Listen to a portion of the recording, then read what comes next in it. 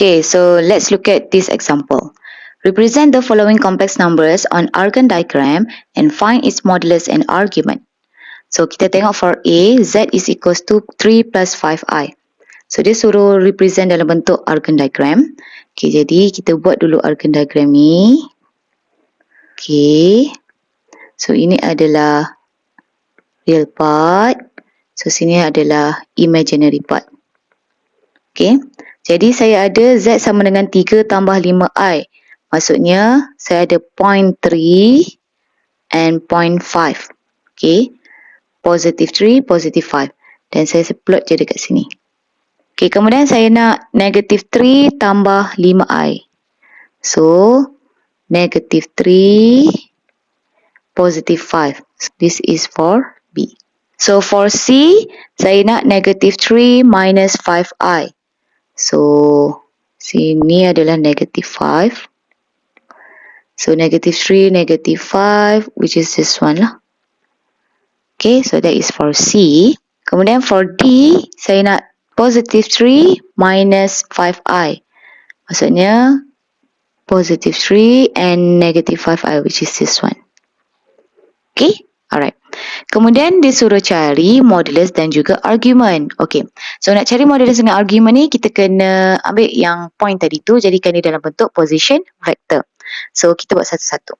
For A, okay, saya pun buat Sekarang, untuk 3 plus 5I ni tadi kan kita dah buat kan. So, this one lah kawasan dia. Sini 3, sini 5. Okay, so, ini adalah imaginary part. So, this one adalah real part. Okay, so, jadi bila kita nak cari dia punya modulus dengan argument, so, kita akan jadikan dia dalam bentuk vector. Jadi, kita tarik dia. Ni kan position vector O. So, this one ni adalah P. Okay, so, ni adalah 3, 5 lah. Macam tu. Okay, so bila kita tarik dia jadi position vector, so kita akan nampak satu R dan juga satu theta angle. Okay, so now saya nak cari dia punya R. So nak dapatkan R, dia adalah square root A squared. So this one adalah A, this one adalah B. Okay, so dia akan jadi macam ni lah, 3 squared plus 5 squared. Okay, so just tekan je calculator, which is sama dengan square root of 34. Kita nak cari dia punya argument. Okay, so macam mana nak dapatkan argument? Okay, kat sini kita buat dulu, jadikan dia dalam bentuk alpha dulu. So, alpha adalah shift tangent B over A, betul tak? So, dia jadi 5 over 3 lah. Okay, dan pastikan kalkulator awak tu dalam radian.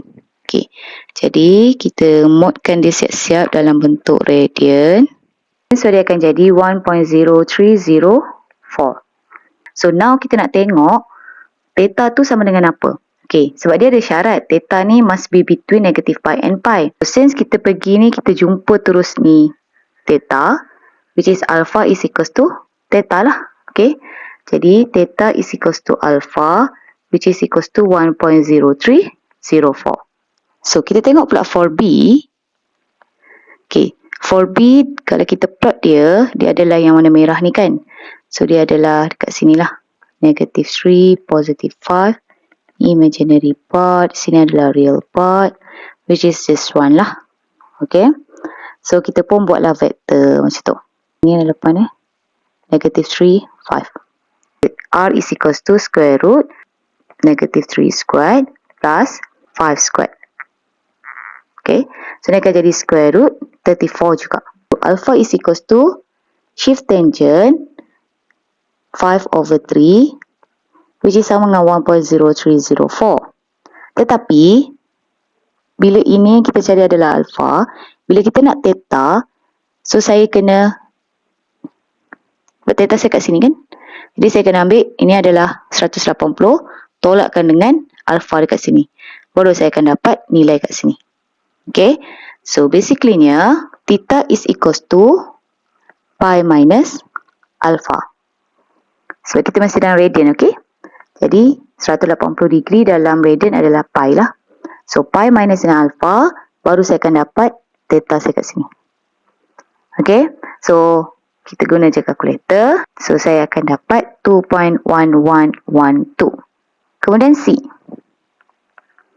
Okay, kalau kita tengok yang C ni, dia adalah yang pink ni lah. So, duduk bawah ni Okay. Jadi, kita pun buat. Ini imaginary part. Sini adalah real part. So, dia duduk bawah kat sini. Ini adalah negative 3. Sini adalah negative 5. So, kita pun tarik. Okay. Kalau kita tengok dekat sini, ini adalah alpha. Okay. So, saya punya theta, ini adalah R. Okay. Theta saya, dia mesti start daripada positive axis, which is this one. Pergi sampai ke dia punya point kat sini. So, dia akan jadi macam ni theta saya. Okay. So, ini pergi ke sini. Okay. Tapi kalau awak tengok dekat sini, dia terlebih daripada 180. Okay. Jadi, maksudnya theta saya sebenarnya adalah bawah ini. Okay. Sebab awak kena ingat, theta must be between negative pi dan juga pi. Okay. Kalaulah saya nak pergi segmen dekat sini, saya kena lalu macam ni, lalu limpas. Limpas 180. Tak boleh lah. Sebab saya punya ni, mesti limit dia sampai pi sahaja. Jadi apa yang saya kena buat? Saya kena guna negative angle. Sebab kat sini ada negatif. Jadi negative angle turun bawah. Yang theta saya mesti duduk di bawah. So this one adalah theta. Okay. Jadi macam mana kita nak buat? Okay, so kita buat macam biasa dulu. First, R adalah square root 3 squared, negative 3 squared plus negative 5 squared. Which is sama je dengan square root 34. Okay. Kemudian alpha adalah shift tangent 5/3. Okay. So basically ni dia adalah negative 5/3. Tetapi kita ignore negative. Okay. Sebab kita hanya ambil length. Length mana ada negatif. Length is always positive. So kita ambil nombor dia sahaja. Okay. Sama juga dekat yang B tadi. Yang B tadi ni negative 3 kan. Tapi kita tak ambil negative 3. Sebab negative 3 tu adalah koordinat dia. Yang kita ambil adalah length. Okay. Panjang dia. Sebab itu kat sini adalah 3. Okay. So sini akan jadi shift tangent 5/3. Which is sama je dengan 1.0304. Cuma ni untuk saya dapatkan theta. Which is this one. Pi. Tolakkan sahaja dengan alpha. Dan saya akan dapat theta. Tetapi bila saya buat macam tu, saya pergi ke arah bawah. Bila saya rotate je clockwise, automatically nilai dekat sini adalah negative angle. So means that theta is equals to negative angle. Negative kat sini adalah refer kepada negative angle. Okay.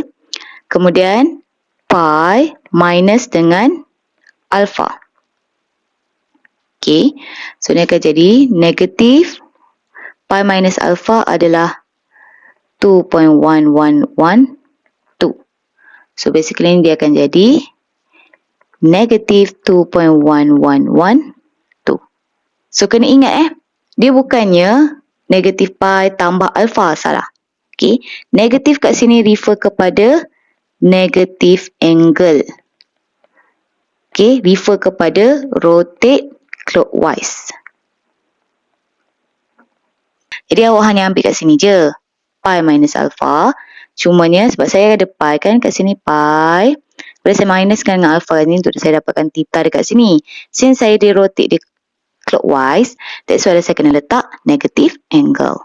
Okay. That's why kat sini jadi negative 2.1112. Okay. For D. Akan jadi macam ni lah. Imaginary part, real part. So, sini adalah negative 5. Sini adalah positive 3. Which is this one. Saya tarik dia. Sini memang adalah alpha. Okay. Sini adalah R. Okay. So, here, kalau kita tengok dekat sini, theta dia adalah dekat part mana? Kalau dia duduk kat sini, dia limpas pi. Betul tak? Sebab kalau dia kena pergi macam ni, dia rotate clockwise, dia akan limpas pi dekat sini. Okay. So, kita tak nak dia limpas pi. Okay. Bila dia rotate je clockwise, dia akan jadi negative angle, di mana theta dia mesti sama dengan alpha lah. Okay. So, kita cari R adalah sama square root of 3 squared plus negative 5 squared, which is sama je dengan square root 34. Okay. Kemudian, alpha adalah shift tangent. Sekali kita tengok sini, 5/3, di mana dia adalah 1.0304. Okay, so theta is equals to negatif untuk refer kepada rotate clockwise dan alpha sebab dia memang equal to alpha. Okay, so this one adalah saya punya theta. Okay, jadi kita terus ambil lah. So, negatif 1.0304. Kemudian dia bagi tahu, what is your conclusion? Okay, so apa yang kita boleh concludekan dekat sini adalah, R dia, walaupun saya duduk di kedudukan yang berbeza, duduk kat biru ke, duduk kat merah ke, duduk kat pink ke, duduk kat ungu ke, saya punya R sentiasa sama nilai dia. Okay, dengan syarat dia punya ini samalah. 35, 35, 35. Kan? Jadi, maksudnya, nombor dekat sini, point dekat sini, asalkan dia sama je, 0.35, okay, it doesn't matter lah, 35, negatif 35, negatif 3, negatif 5, ataupun positif 3, negatif 5. Asalkan nilai dia sama, 35, then dia punya modulus dia akan jadi sama, which is square root 34. Okay. Tetapi yang membezakan dekat sini adalah, dia punya theta, ataupun argument. Okay. Jadi macam mana kita nak dapatkan dia as a whole? As a whole, saya boleh buat conclusion di sini. Imaginary part, real part. Okay. Kalau saya duduk di kawasan ini, okay, theta is equals to alpha. Kalau saya duduk di kawasan ini, theta is equals to pi minus alpha. Kalau saya duduk di kawasan ini, theta is equals to pi minus alpha, tetapi ada negative angle. Kalau saya duduk di kawasan ini, theta is equals to negative angle alpha. Kita boleh cakapkan macam ni lah. Untuk dapatkan argument, awak kena consider kedudukan dia di mana. Okay, dan just hafal je lah. Saya duduk di kedudukan yang pertama, saya adalah theta sama dengan alpha. Saya duduk di kedudukan yang kedua, theta sama dengan pi minus alpha. Dan dia adalah positif. Atas ni, sentiasa positif. Okay, kalau saya duduk di kawasan bawah ini, 3 dengan 4, okay, dia adalah negative angle. Okay, dia adalah negative angle. So, that's why kat sini kita letak negatif. Okay, cumanya kalau dia duduk di kawasan nombor 3, dia adalah pi minus alpha. Dia duduk di kawasan nombor 4, dia adalah alpha. Okay, tapi letak negatif lah depan.